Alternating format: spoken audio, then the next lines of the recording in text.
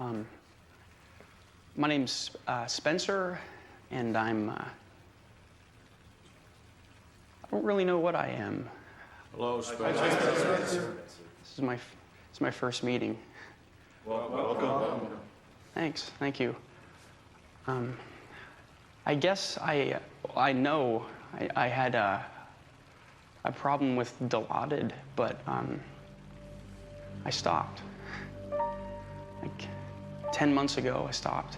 I thought it was over, but recently I've really been, your literature uses the term craving.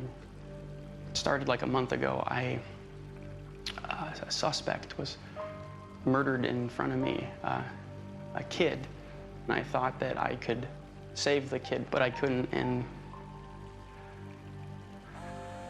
sorry.